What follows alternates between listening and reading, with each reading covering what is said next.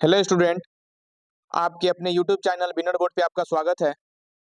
आज हम हिंदी के टॉप 100 क्वेश्चन देखेंगे। इसमें व्याकरण से और बुक से दोनों से क्वेश्चन लिया गया है। चलिए एक एक करके हम क्वेश्चन को देखेंगे। पहला क्वेश्चन है, दिल छोटा करना मुहावरे का अर्थ क्या होता है? ऑप्शन ए हतोत्साहित करना, ऑप्शन बी संतप्त होना, ऑप्शन सी प्रसन्न होना, ऑप्शन डी कृपण होना। तो इसका राइट आंसर होगा ऑप्शन ए, वह हतोत्साहित करना। चलिए आगे हम क्वेश्चन नंबर देखेंगे 2। क्वेश्चन नंबर 2 बोल रहा है, आंखों का तारा होना मुहावरे का अर्थ क्या होता है? आंखों का तारा होना मुहावरे का अर्थ होता है प्रिय होना या अप्रिय होना, शत्रु होना, मित्र होना। तो इसका राइट आंसर होगा प्रिय होना। इसका राइट आंसर होगा प्रिय होना। चलिए आगे हम क्वेश्चन नंबर 3 देखेंगे। लाल पीला होना मुहावरे का अर्थ क्या होता है? लाल पीला होना यानी कि गुस्सा होना, बहुत क्रोधित होना। तो इसका राइट आंसर होगा ऑप्शन सी। चलिए आगे हम क्वेश्चन नंबर 4 देखेंगे। गोद में सोने वाला के लिए एक शब्द क्या होता है? यह अनेक शब्दों के लिए एक शब्द से क्वेश्चन लिया गया है। गोद में सोने वाले को क्या बोलते हैं? गोदावरी, अंडज या पार्थिव या अंकसाई। तो इसका राइट आंसर क्या होगा?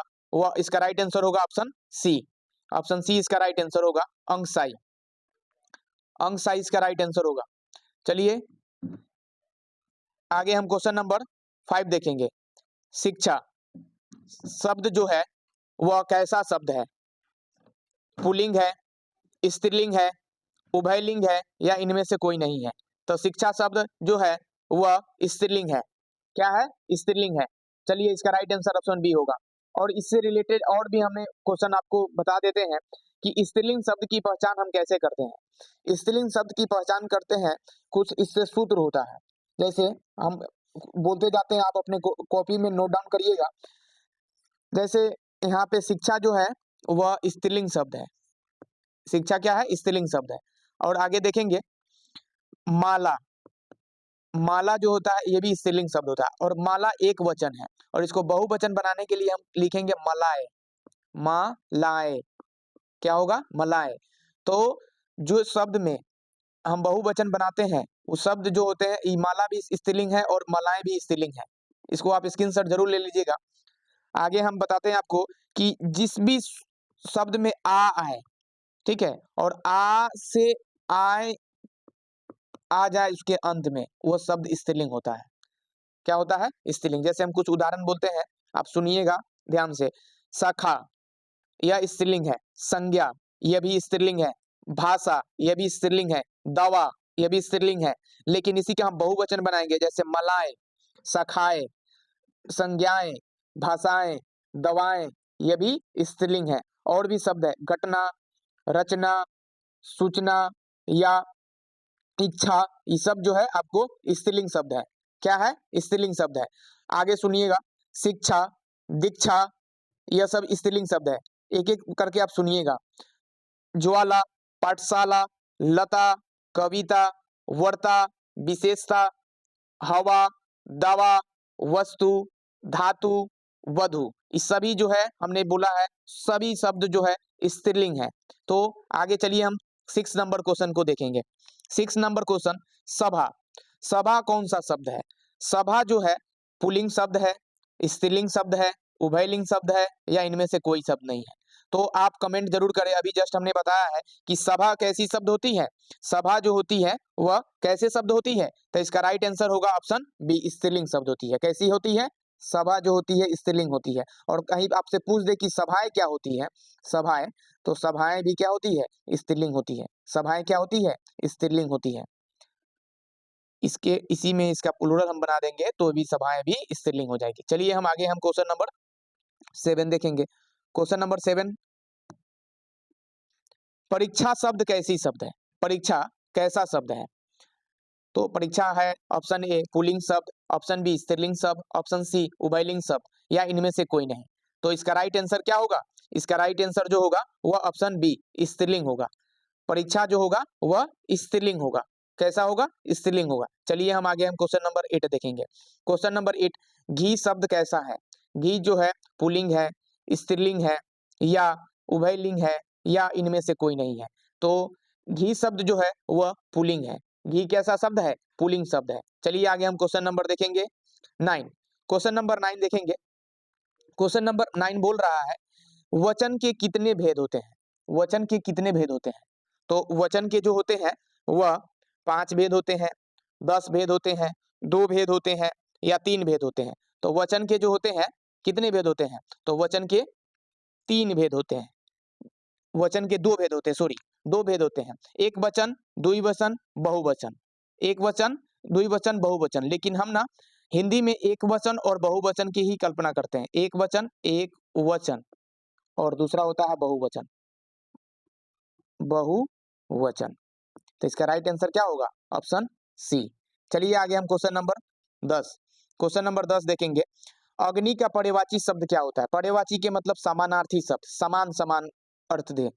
व्योम, वाजी, है, पावक। तो अग्नि का क्या होगा? ऑप्शन डी पावक। इसका क्या होगा? ऑप्शन डी राइट आंसर होगा पावक। चलिए आगे क्वेश्चन देखते हैं। कमल का पर्यायवाची शब्द क्या होता है? रसीम, सरोज, पुष्पधवान, पुष्प धनवा, ऑप्शन डी भानु। तो इसका राइट आंसर होगा ऑप्शन बी सरोज। कमल को कहते हैं सरोज, पंकज, ठीक है, पंकज। तो इसका राइट आंसर होगा ऑप्शन बी। तो लिख लीजिएगा दोनों। चलिए आगे हम क्वेश्चन नंबर 12। क्वेश्चन नंबर 12 कह रहा है जो बहुत बोलता है के लिए एक शब्द या अनेक शब्दों के लिए एक शब्द से लिया गया है। वचाल, गुणवान, वाचसी, वाचस्पति या वागीश। तो इसका राइट आंसर क्या होगा? वचाल। जो बहुत बोलता है उसे क्या बोलते हैं? वचाल।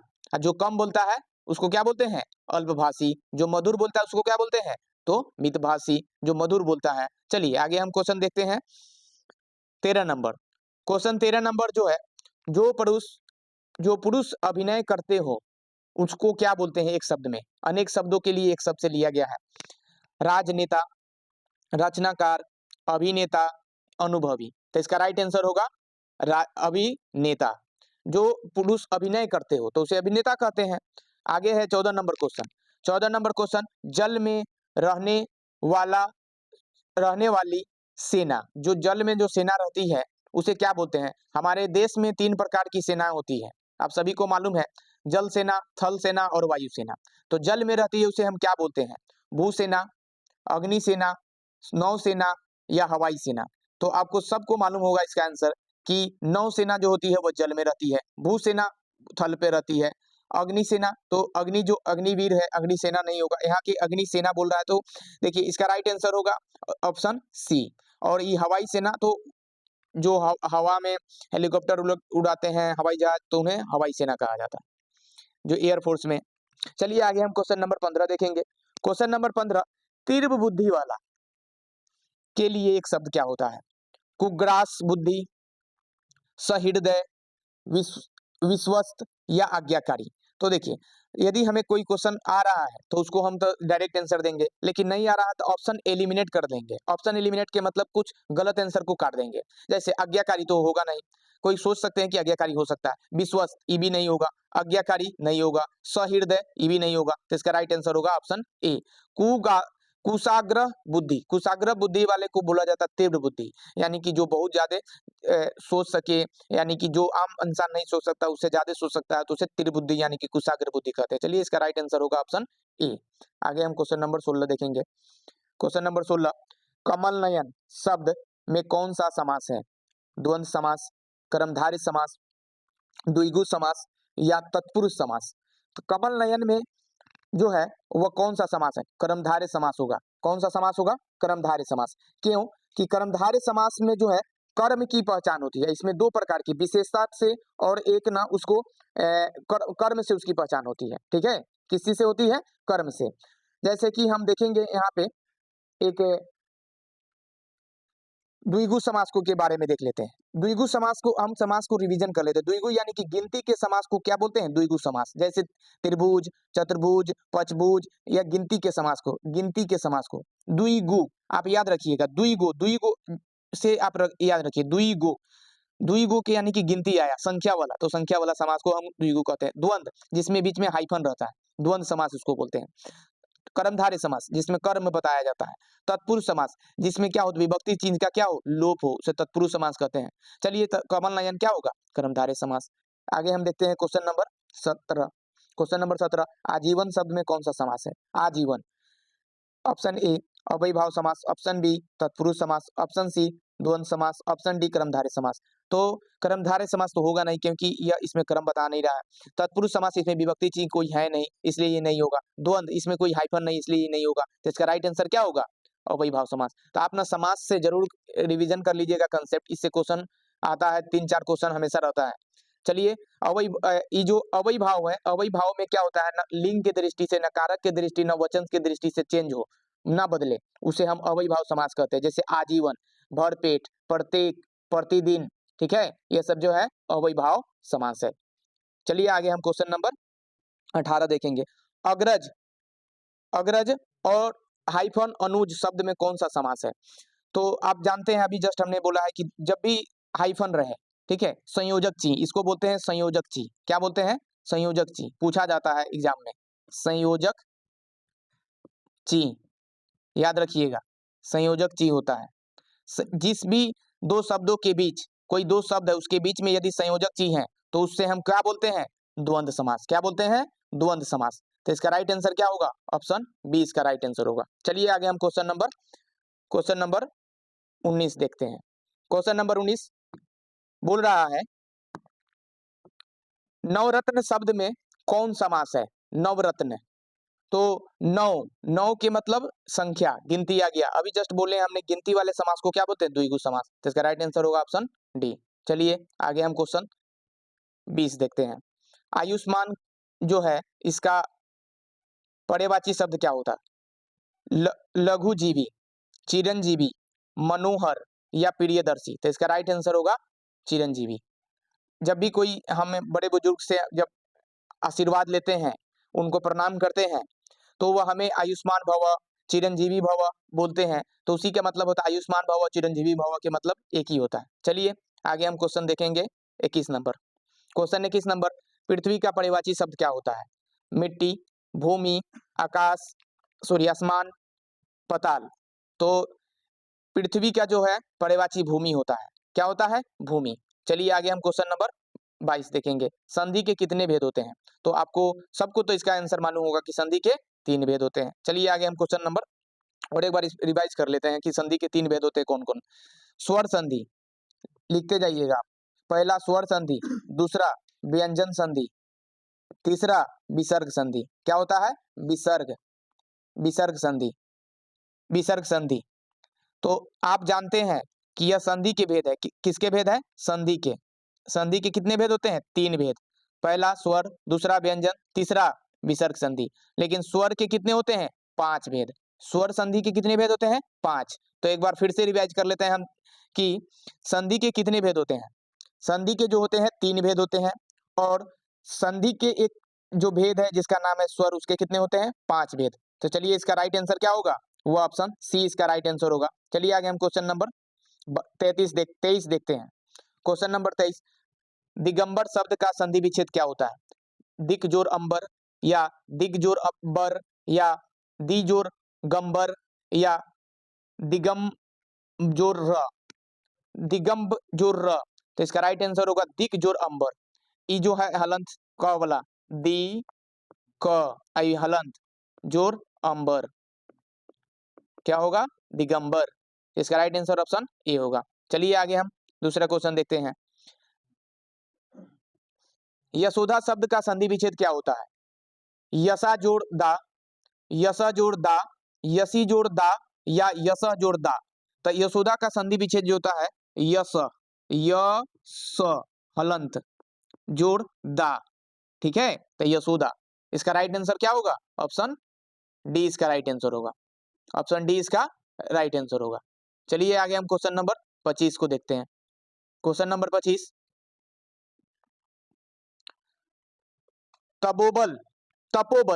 तपोबल शब्द का संधि विच्छेद क्या होता है? तप जोर बल, तपह जोर बल, तपो जोर बल, या तपा जोर बाल। तो इसका राइट आंसर होगा, अभी जैसे हम वहां यशोदा को देखे हैं, तो इसका भी राइट आंसर क्या होगा? तपह जोर बल, तपह जोर बल, तपोबल इसका राइट आंसर होगा। चलिए आगे हम क्वेश्चन नंबर 26 देखेंगे। इसका राइट आंसर बी होगा, तपह जोर बल। क्वेश्चन नंबर 26, वार्तालाप शब्द का संधि विच्छेद क्या होगा?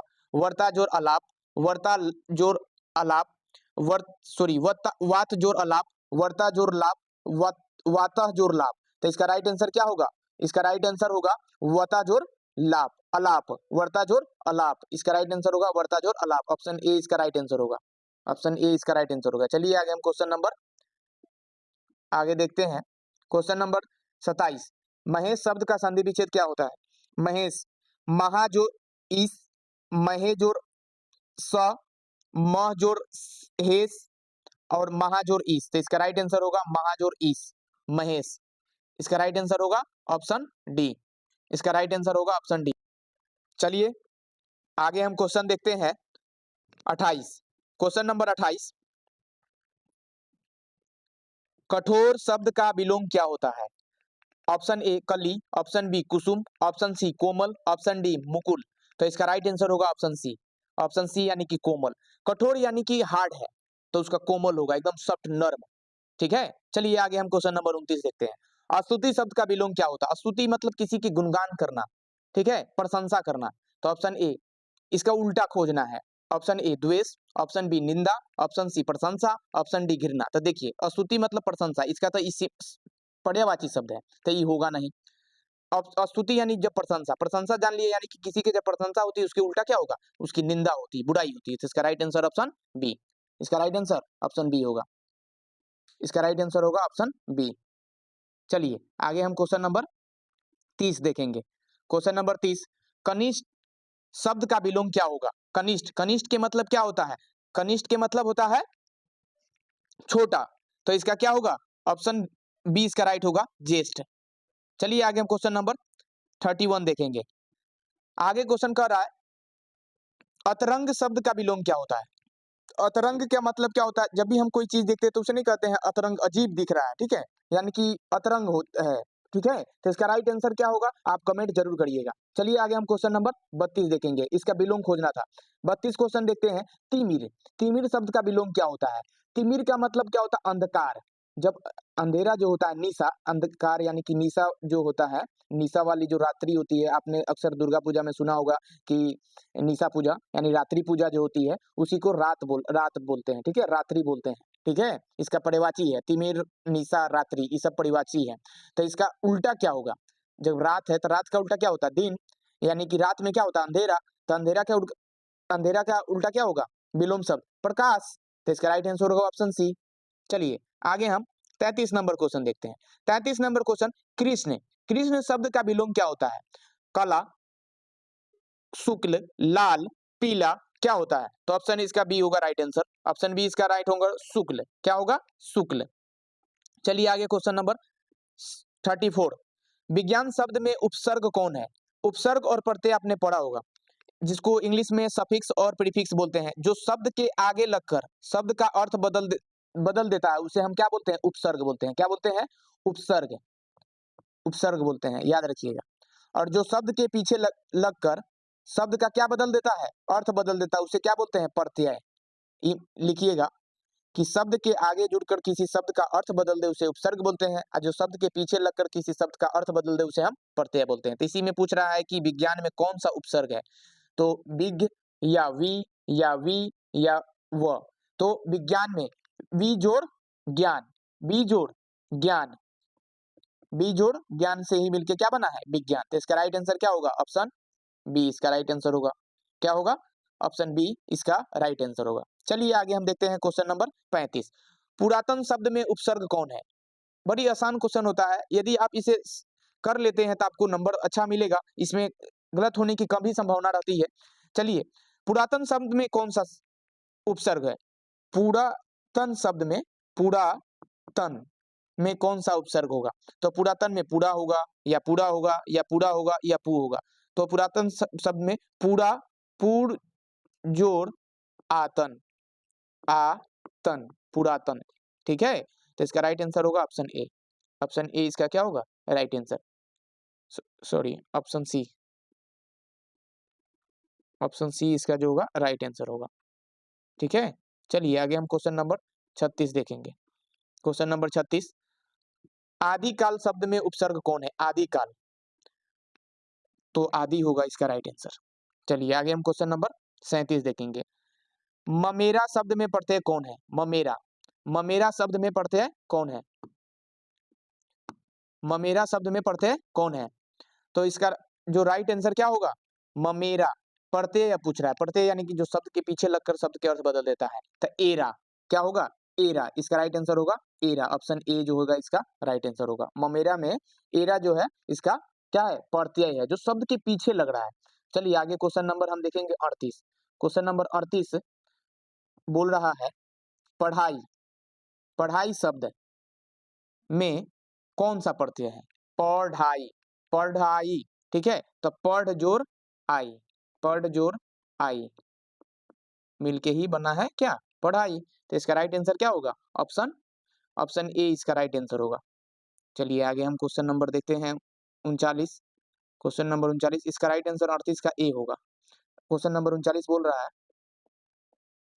दिखावट शब्द में प्रत्यय कौन है? दिखावट, ठीक है।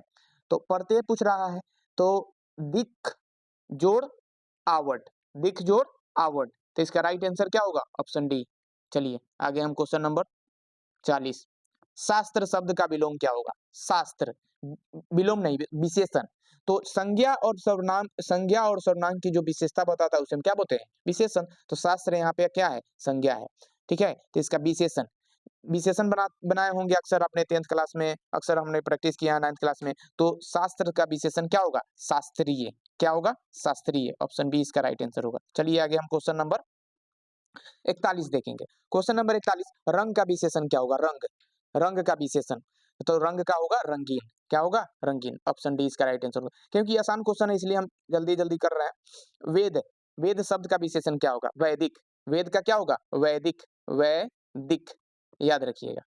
ऑप्शन ए इसका राइट आंसर होगा। चलिए आगे क्वेश्चन 43 देखेंगे। आचार्य शब्द में कौन सी संज्ञा? आचार्य, आचार्य जो एक शब्द है उसमें कौन सा संज्ञा? संज्ञा को आप जानते हैं कि किसी भी व्यक्ति, वस्तु, स्थान या वस्तु के नाम को हम क्या बोलते हैं? संज्ञा बोलते हैं। तो संज्ञा कितने प्रकार की होती है? 5 प्रकार के। संज्ञा के कितने भेद होते हैं? 5। कौन कौन सी? जातिवाचक, व्यक्तिवाचक, जातिवाचक, गुणवाचक, ठीक है, समूहवाचक, द्रव्यवाचक। तो आचार्य कौन सा है? जातिवाचक है, गुणवाचक है, या व्यक्तिवाचक है, या समूहवाचक है? जातिवाचक में किसी जाति का बोध कराता है, व्यक्तिवाचक किसी व्यक्ति विशेष की बात की जाती है। तो आचार्य, आचार्य जो होती है इसमें जातिवाचक संज्ञा होगा। ऑप्शन ए इसका राइट आंसर होगा। चलिए आगे क्वेश्चन नंबर हम 44 देखते हैं। चतुराई शब्द में कौन सी संज्ञा है? चतुराई। यह किसी की क्या बता रही है? विशेषता बता रही है, गुण बता रहा है। तो यह कौन सा संज्ञा होगा? भाववाचक संज्ञा। कौन सा? भाववाचक संज्ञा। भाववाचक संज्ञा में ही हम जानते हैं जैसे कि बुढ़ापा, लड़कपन, चतुराई, जो है ये सब हमारी गुण है, तो वह भाववाचक संज्ञा होगा। चलिए आगे हम क्वेश्चन नंबर 45 देखते हैं। गुच्छा शब्द में कौन सी संज्ञा? गुच्छा, गुच्छा के मतलब झुंड में।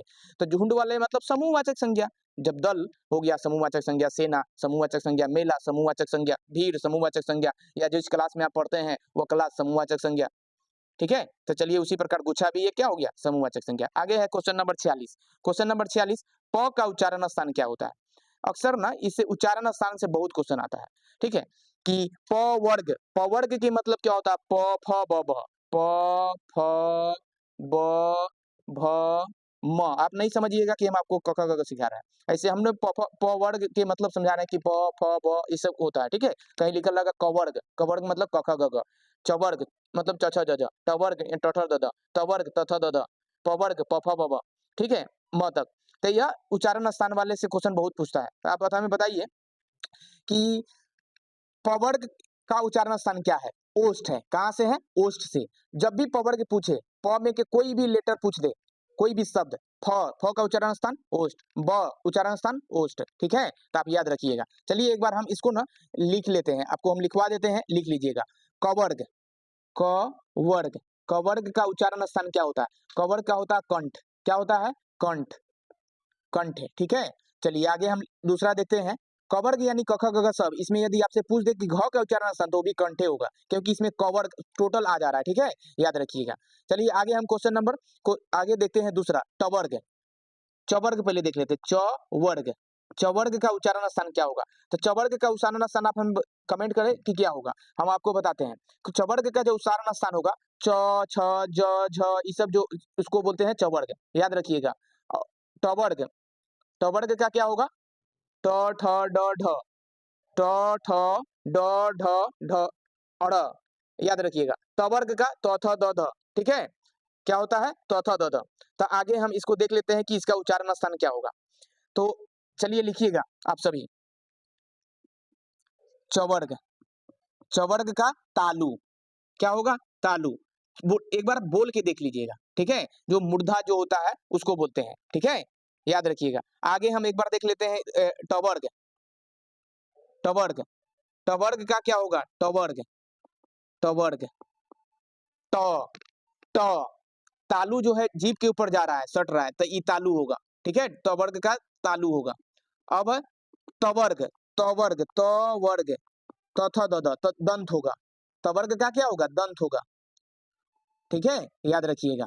चलिए आगे क्वेश्चन पूछा ही गया है, 47 नंबर क्वेश्चन आपसे पूछा गया है कि द द वर्ग का उच्चारण स्थान क्या होगा? द वर्ग, ठीक है? द वर्ग का उच्चारण स्थान क्या होगा? कंठ होगा, तालु होगा, दंत होगा या ओष्ठ होगा। तो द वर्ग, द किस में आता है? द जो आता है तो थ द द में आता है। तो हमने अभी पढ़ा है तो थ द ध और न, इसको बोलते हैं तवर्ग। क्या बोलते हैं? तवर्ग। तो अभी द पूछा है तो बताइए इसका क्या होगा? दंत। क्या होगा? दंत। इसका राइट आंसर क्या होगा? दंत। इसका राइट आंसर ऑप्शन सी होगा। चलिए आगे हम क्वेश्चन 48 देखते हैं। कवर्ग आ ही गया क्वेश्चन कि कवर्ग का उच्चारण स्थान क्या होगा? अभी हमने ऊपर बताया कंठ। चलिए आगे हम क्वेश्चन देखते हैं 39 नंबर। 49 नंबर क्वेश्चन देखते हैं। अगला क्वेश्चन कह रहा है कि कारक के कितने भेद होते हैं? कारक के 8 भेद होते हैं। आप सभी जानते हैं कि कारक के कितने भेद होते हैं? 8 भेद होते हैं। तो आप ना कारक के बारे में, संधि के बारे में, समास के बारे में और ये जो उच्चारण स्थान जो हमने बताया कवर्ग, चवर्ग, टवर्ग, उसके बारे में जरूर रिवाइज कर लीजिएगा। इससे ना आपको 15 क्वेश्चन, आपको 15 से 12 क्वेश्चन आपका एकदम फिक्स है, आएगा तो आएगा निश्चित। चलिए आगे हम क्वेश्चन देखते हैं। 50 नंबर क्वेश्चन देखते हैं। 50 नंबर क्वेश्चन कह रहा है पेड़ से पत्ते गिरते हैं। तो देखिए पेड़ है, इस पेड़ से जब पत्ता गिरेगा तो अलग हो रहा है ना, ये पत्ता जो पृथ्वी पर आ रहा है तो ये पत्ता अलग हो रहा है। तो अलग होने के बोध में हमने क्या लगाते हैं? आपादान। क्या लगाते हैं? आपादान। आपादान से अलग होने के बोध में, से अलग होने के बोध में, अलग होने के बोध में। जैसे माँ से बच्चे बिछड़ गए, माँ से बच्चे बिछड़ गए, तो बच्चा माँ से बिछड़ गया, इसमें से जो है कौन सा कारक है? अपादान कारक। अलग होने के सेंस में क्या लगाते हैं? अपादान कारक। क्या लगाते हैं? अपादान कारक। कारक के बारे में आप जरूर सारा विभक्ति चीज आप याद जरूर कर लीजिएगा, क्योंकि इससे क्वेश्चन ना आपको हमेशा फिक्स ही रहते हैं, आते हैं क्वेश्चन। इसी प्रकार आपको ना वाक्य में क्वेश्चन आएंगे। एक बार आप लिख लीजिए, एक बार आप इसको लिख लीजिए। हम एक एक, एक करके बोलते हैं। कारक के कितने भेद होते हैं? तो 8 भेद। कारक के कितने भेद होते हैं? 8। लिखते जाइएगा आप, क्योंकि मेरे पास बड़ा बोर्ड नहीं है, इसलिए हम आपको बोल रहे हैं, आप लिखते जाइएगा अपने कॉपी में। स्क्रीन पे हम इतना नहीं लिख पा रहे हैं, बट आप लिखते रहिएगा, हम बोल रहे हैं आपको। कर्ता, कर्ता ने, ये विभक्ति ची है।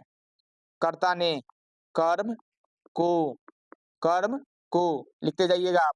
कर्ण से, यहाँ भी से आया था, ये नहीं लगा दीजिएगा कर्ण, क्योंकि कर्ण नहीं था, आपादान। कर्ण से है सिर्फ इसमें। चलिए आगे हम दूसरा लिखते हैं। आगे हम दूसरा देखते हैं। कर्ण से संप्रदान, आगे लिखिएगा संप्रदान, संप्रदान, संप्रदान से क्या होगा? को के लिए, को के लिए। अधिकरण, आगे लिखिएगा आपादान, पहले लिखिए आपादान, आपादान, यही आया आपादान। से अलग होने के बोध में, से अलग होने के बोध में, अलग होने के बोध में, लिखते जाइएगा आप सभी, ठीक है? या स्क्रीनशॉट लेते जाइएगा आप। चलिए आगे हम दूसरा लिखते हैं। संबंध, संबंध, संबंध, संबंध में क्या होता है? का की, आप 10th में भी पढ़े होंगे इसको। का की के, संबंध में। अब आगे लिखिएगा अधिकरण, अधिकरण, अधिकरण, अधिकरण, अधिकरण। में पे पर, में पेपर। चलिए आगे लिखिएगा दूसरा, आप स्क्रीनशॉट लेते जाइएगा। आगे लिखिएगा संबोधन, संबोधन, संबोधन। हे अरे भो, हे अरे भो, जब हम किसी को संबोधन करते हैं तो हम हे अरे भो बोलते हैं, ठीक है? चलिए आप सभी इस विभक्ति चीज को जरूर रिवाइज करके जाइएगा, क्योंकि आपको एग्जाम में इससे क्वेश्चन फिक्स है, गारंटी है कि आपसे देखने को मिलेगा। और वह वाक्यों में क्वेश्चन होगा। इस प्रकार वाक्य पूछेगा और आपको विभक्ति चीज से पूछेगा कि कौन सा कारक है। चलिए आगे हम क्वेश्चन दूसरा देखते हैं। करण कारक का विभक्ति चीज क्या होता है? तो 51 नंबर क्वेश्चन पूछ रहा है करण कारक। अभी हमने आपको पूरा कारक लिखाया, पूरा कारक का भेद लिखाया। आप सभी उस कारक के भेद को जरूर स्क्रीनशॉट ले लीजिएगा, अपने कॉपी में नोट डाउन कर लीजिएगा और रिवाइज करके जरूर जाइएगा एग्जाम में, आपको क्वेश्चन देखने को मिलेगा। तो आप इसे कमेंट करें कि करण कारक का विभक्ति चीज क्या होता है। हम आंसर बता देते हैं, ऑप्शन बी से के द्वारा। क्या होता है? से के द्वारा। चलिए आगे हम क्वेश्चन नंबर देखेंगे। Question number 52। क्वेश्चन नंबर 52 बाल कृष्ण भट्ट। आपके क्वेश्चन जो है ये आपके बुक से आ गया यहाँ से, ठीक है। तो आप बुक जरूर पढ़े होंगे, आपको इसका आंसर जरूर कमेंट करिएगा। बाल कृष्ण भट्ट के रचित रचना निम्नलिखित में से कौन है? जूठन, रोज, त्रिक्ष, बातचित्र। तो इसका पहला ही जो आपके बुक का पहला चैप्टर है बातचीत, तो इसका राइट आंसर होगा ऑप्शन डी। इसका राइट आंसर ऑप्शन डी होगा। चलिए आगे हम क्वेश्चन नंबर आगे देखते हैं। सूबेदारनी। सूबेदारनी जो है वह सूबेदारनी एक पात्र है एक कहानी का, वह किस कहानी के है? सूबेदारनी जो है किस कहानी का पात्र है? क्वेश्चन पूछ रहा है सूबेदारनी किस कहानी का पात्र है? ओ सदा नीरा, रोज, उसने कहा था, जूठन। तो इसका राइट आंसर होगा ऑप्शन सी, उसने कहा था।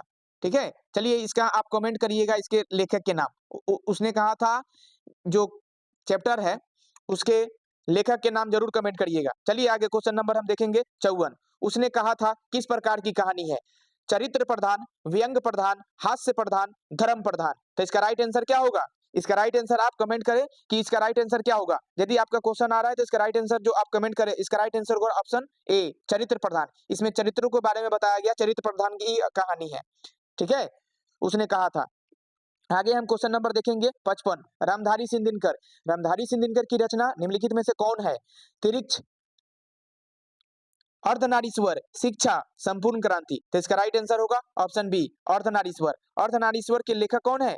अब अर्धनारीश्वर के लेखक जो है रामधारी सिंह दिनकर है। अर्धनारीश्वर के लेखक कौन है? रामधारी सिंह दिनकर। चलिए आगे हम क्वेश्चन नंबर 56 देखेंगे। रामधारी सिंह दिनकर का जन्म स्थान कहाँ है? रामधारी सिंह दिनकर कहाँ जन्म लिए थे? रांची झारखंड में, लमही उत्तर प्रदेश में, इटारसी मध्य प्रदेश में, सिमरिया बिहार में। तो अपने बिहार में जन्म हुआ था इनका, सिमरिया में। याद रखिएगा ऑप्शन डी इसका राइट आंसर होगा। चलिए आगे क्वेश्चन नंबर हम 57 देखेंगे। रामधारी सिंह दिनकर किस युग के कवि थे? भारतेंदु युग के, रीति युग के, द्विवेदी युग के, या छायावाद दोत्तर युग के? तो इसका राइट आंसर क्या होगा? इसका राइट आंसर होगा ऑप्शन डी।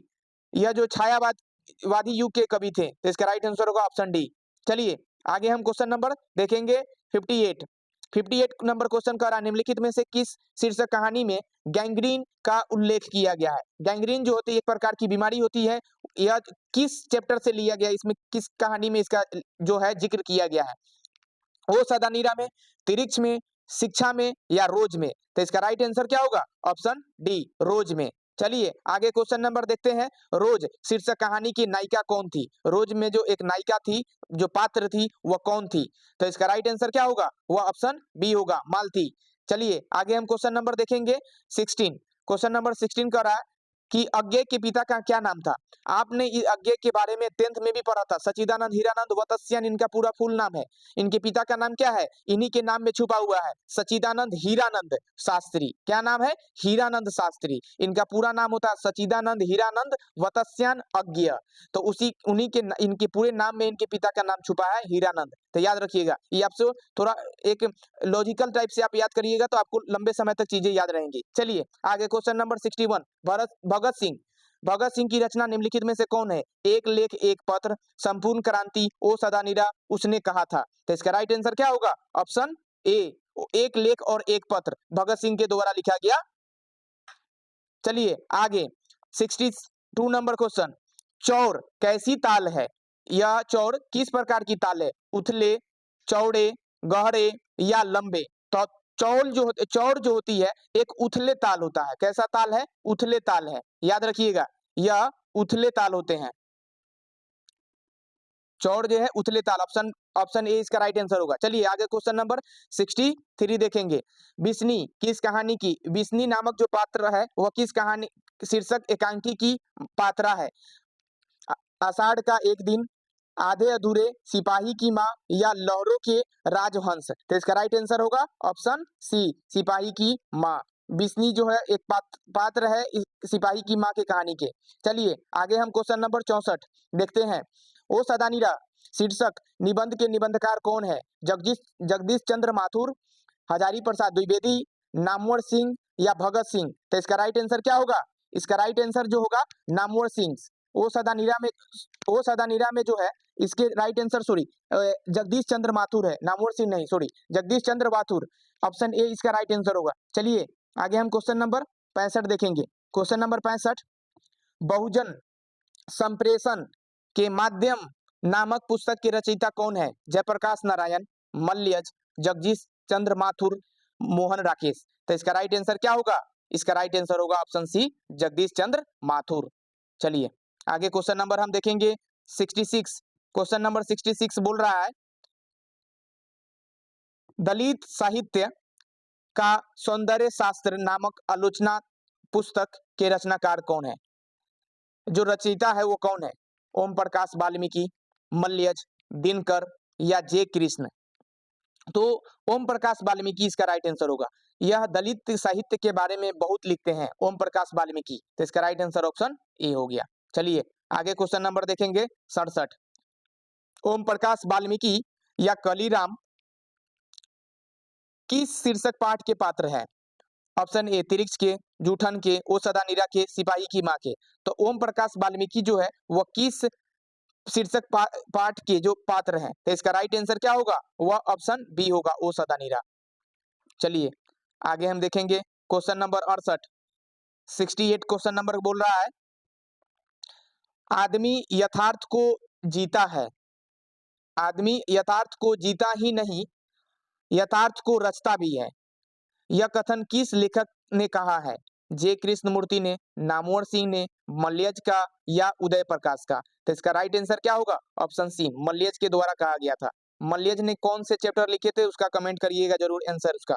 चलिए हंसते हुए मेरा अकेलापन यह शीर्षक पाठ के लेखक कौन है? अज्ञय जी है, मल्यज है, उदय प्रकाश है या मोहन राकेश है? तो इसका राइट आंसर क्या होगा? वह मल्यज जी है। अभी हमने जस्ट ऊपर बताया ही आपको कि मल्यज जी ने कौन से चैप्टर लिखे थे, तो हंसते हुए मेरा अकेलापन। आगे हम क्वेश्चन नंबर 70 देखते हैं। क्वेश्चन नंबर 70 बोल रहा है तिरिछ शीर्षक कहानी किस प्रकार की रचना है? अस्तित्ववादी, जादुई यथार्थवादी या आदर्शवादी या हास्य व्यंग्यवादी? तो इसका राइट आंसर होगा जादुई यथार्थवादी। क्या होगा राइट आंसर?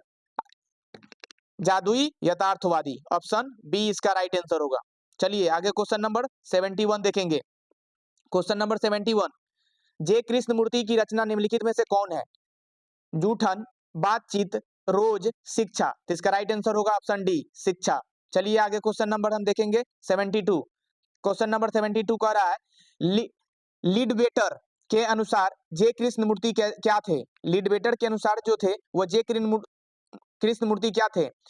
एक शिक्षक थे या विश्व शिक्षक थे, देश के शिक्षक थे, विश्व शिक्षक थे, राज्य के शिक्षक थे या ग्रामीण के शिक्षक थे? तो ऑप्शन डी इसका राइट आंसर होगा ग्रामीण शिक्षक थे। कैसे शिक्षक थे? ग्रामीण शिक्षक थे। चलिए आगे क्वेश्चन नंबर हम 73 देखेंगे। उराव भाषा में धागड़ जो है शब्द का अर्थ क्या होता है? भाड़े का मजदूर या लंगड़े शरीर का आदमी, भारी शरीर का आदमी, हल्के शरीर का आदमी? तो धागड़ शब्द का अर्थ होता है भाड़े का मजदूर। ठीक है, आपके जो पुस्तक है पाठ्य पुस्तक में धागड़ एक शब्द होगा, उसका उड़ाव भाषा में अर्थ होता है भाड़े का मजदूर। चलिए आगे क्वेश्चन नंबर 74 देखेंगे। गंडक नदी की चर्चा किस शीर्षक पाठ में किया गया है? गंडक जो नदी है वह उस नदी के बारे में किस पाठ में इसका जिक्र किया गया है? रोज में, ओ सदानीरा में, तिरिछ में, जूठन में? तो इसका राइट आंसर क्या होगा? इसका राइट आंसर होगा ऑप्शन बी ओ सदानीरा में किया गया है। ठीक है, चलिए आगे हम क्वेश्चन नंबर 75 देखते हैं। रामधारी सिंह दिनकर किस विश्वविद्यालय में उप कुलपति के पद पर आसीन रहे हैं? रांची विश्वविद्यालय, पटना विश्वविद्यालय, भागलपुर विश्वविद्यालय, मगध विश्वविद्यालय? तो इसका राइट आंसर क्या होगा? वह भागलपुर विश्वविद्यालय। क्या होगा? भागलपुर विश्वविद्यालय। ठीक है, चलिए आगे क्वेश्चन नंबर हम देखेंगे। आगे क्वेश्चन नंबर कह रहा है अर्धनारीश्वर शीर्षक पाठ हिंदी साहित्य के कौन सा विद्या है? आत्मा कथा है, आत्मकथा, रेखा चरित्र, निबंध है या संस्मरण है? तो इसका राइट आंसर क्या होगा?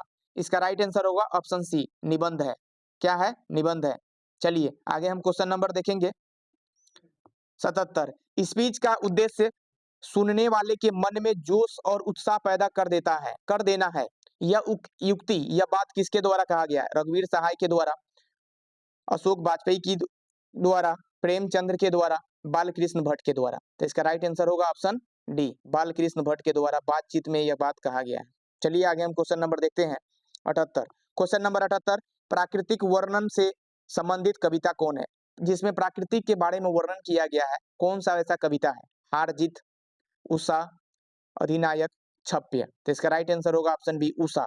उषा में है प्राकृतिक वर्णन किया गया है। ठीक है, उषा काल होता है, जिस प्रकार से दोपहर, भोर, शाम जो होता है, उसी प्रकार से जो 3 से 4 से 5 बजे के जो टाइम होता है, उस समय के टाइम को उषा काल कहा जाता है। ठीक है, चलिए आगे हम क्वेश्चन देखते हैं 79। कवियों का कवि किसे कहा गया है?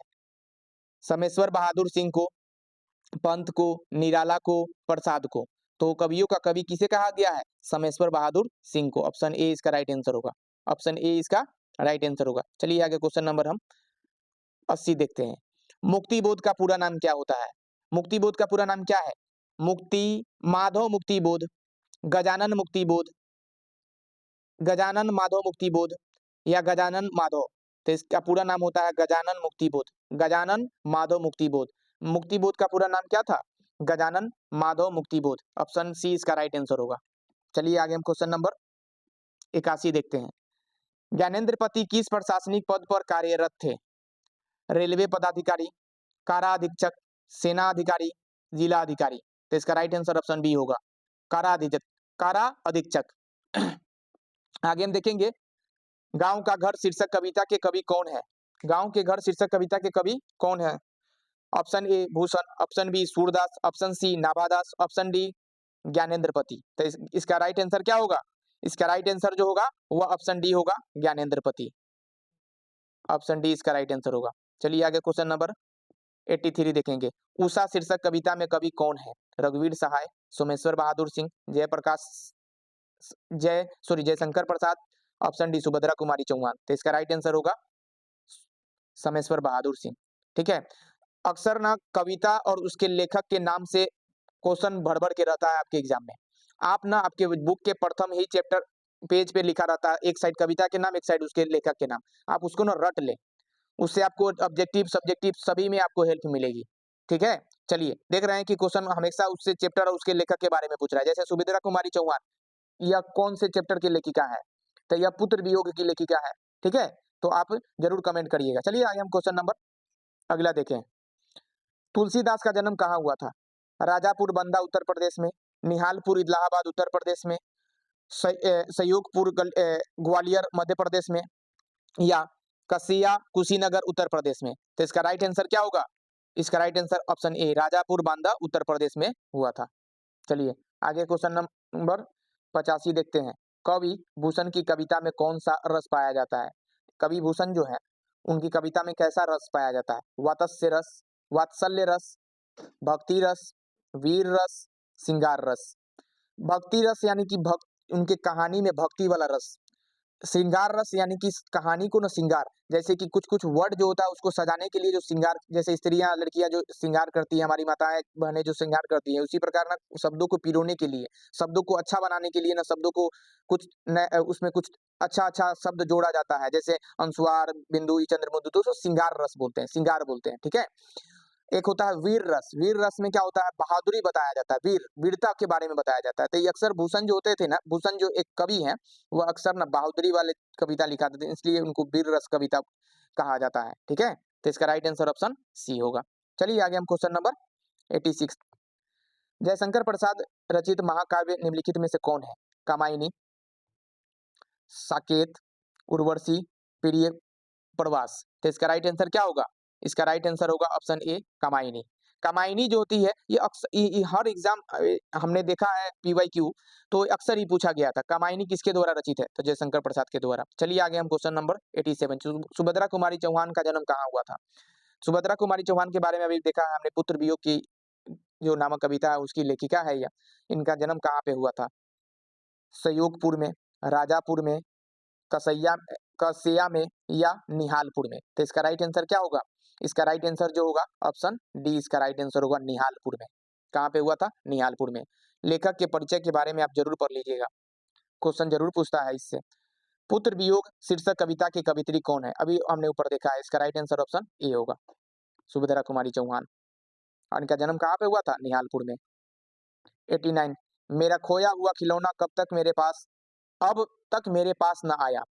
यह जो लाइन है किस पंक्ति से लिया गया है? पुत्र वियोग से, उषा से, हारजीत से, अधिनायक से। तो इसका राइट आंसर ऑप्शन ए होगा, पुत्र वियोग से। इसके लेखिका है सुभद्रा कुमारी चौहान। इनका जन्म कहाँ पे हुआ था? तो निहालपुर में हुआ था। चलिए आगे हम देखते हैं। पंचायती राज में जैसे खो गया पंच परमेश्वर। यह पंक्ति जो है आपके बुक के चैप्टर से लिया गया है। वह कौन सा चैप्टर है जिस से लिया गया है यह पंक्ति?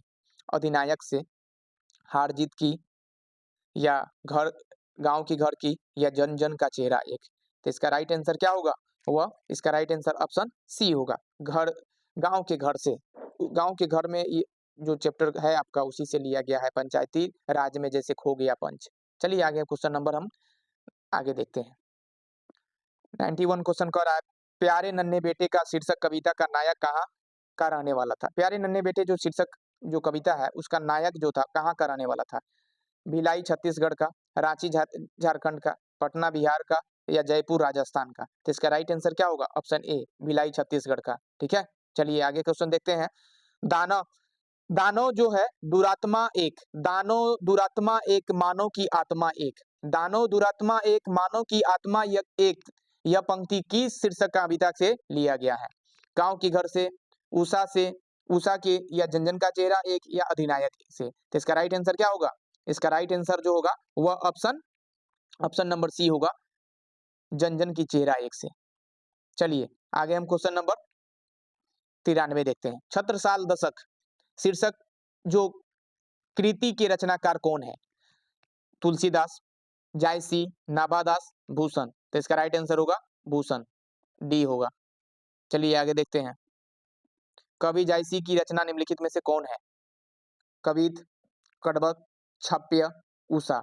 कवि जायसी जो मलिक मोहम्मद जायसी थे वो क्या लिखे थे? ऑप्शन बी कड़बक लिखे थे। आगे चल देखते हैं क्वेश्चन नंबर 95। चित्रलेखा नामक रचना के रचयिता कौन है? सूरदास, कबीरदास, तुलसीदास, जायसी। तो चित्ररेखा जो है वह कौन लिखे थे? चित्ररेखा जो है मलिक मोहम्मद जायसी द्वारा लिखा गया था। चलिए आगे क्वेश्चन नंबर 96।